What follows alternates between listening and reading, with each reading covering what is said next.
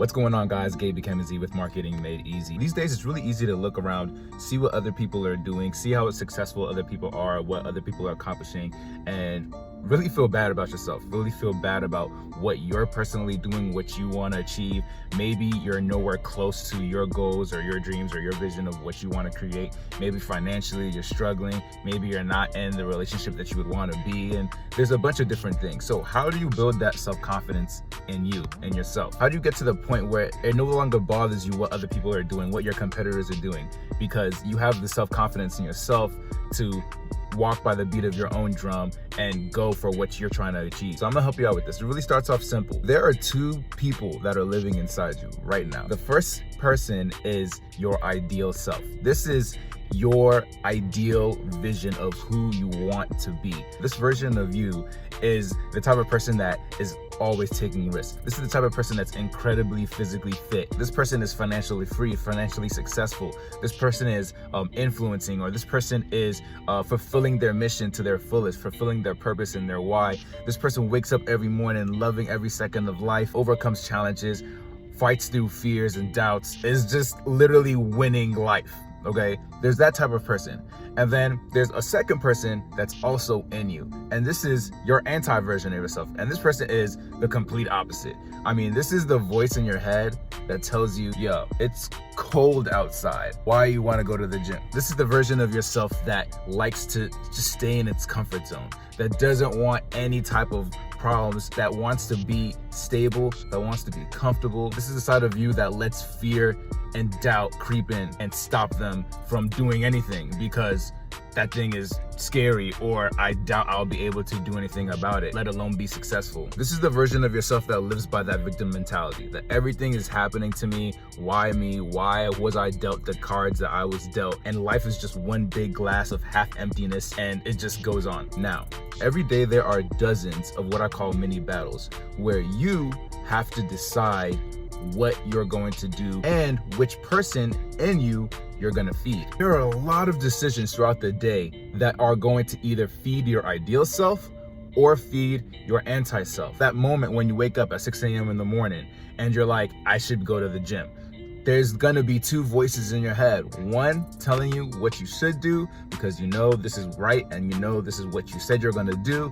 And the other voice that's gonna tell you, bruh, stay in bed. It's okay to miss a day. Are you gonna choose that salad, or are you gonna go for that second helping of Popeyes? Are you gonna get out of your comfort zone and start that new business that's been in your mind? Or are you just gonna say, listen, I don't got the time and my 9 to 5 pays my bills. So am I gonna spend an extra hour today creating content for my business, or fulfilling orders, or building my brand? Or am I just going to chill and watch Netflix? Every day is riddled with these little battles, and you, my friend, have to decide which side is going to win. Now here's the catch. Any decision that your ideal self would make is always the harder decision. It's gonna be the decision that's gonna take the most effort. It's gonna be the decision that you're afraid to do. It's gonna be that decision that you don't wanna do at this moment, at this time. And every decision for your anti-self is going to be the easy way out. Now stick with me because I'm going somewhere with this. There was this guy named David Goggins, and he is an established Navy SEAL, and he went on to do like extraordinary things, but he didn't start like that. In fact, he started with a terrible hand that he was dealt.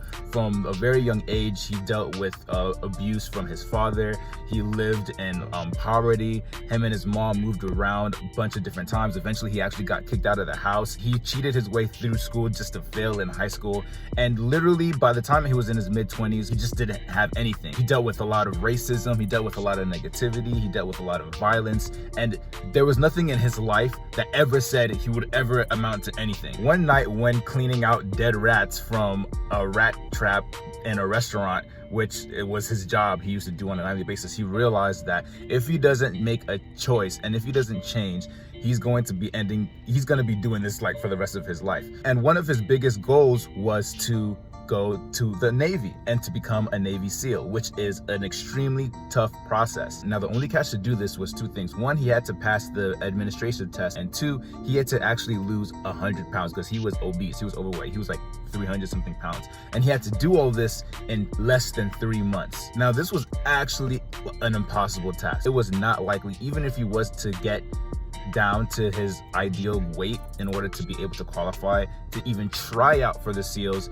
The test that he had to take, he wasn't smart academically. He cheated his way from preschool all the way up to high school.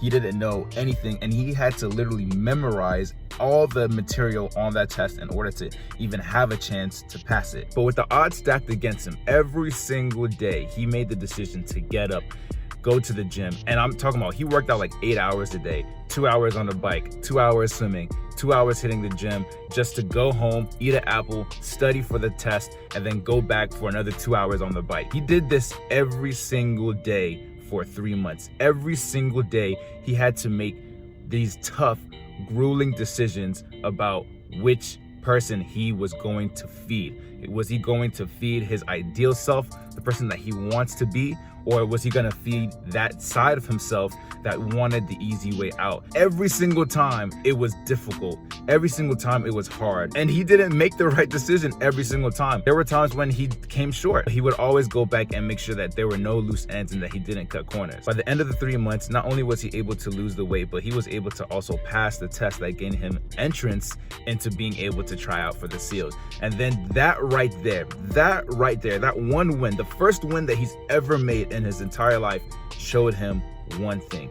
It proved to him that he had confidence in himself. He had self-confidence. He thought, if I could do this, if I could lose 100 pounds in 3 months, if I could pass this test when I was never able to pass a test in my life without cheating, what else could I do? What else is possible for me? And that's where self-confidence comes from. Self-confidence comes from belief in yourself based off of proof and experiences that you put yourself through. This is where the mini battles come in. If you're able to make those decisions, those tiny, small decisions every single day, those hard decisions that you don't want to make, the more you're able to make those tough decisions, the more you're able to prove to yourself that you are not only able, but you're capable to make hard decisions, that you're capable to step out of your comfort zone, that you're capable to finish that last set or to finish that last rep, that you're capable of doing something that you say that you were going to do in the first place. And as these positive experiences build, so does your self-confidence, because you begin to see based off of your actions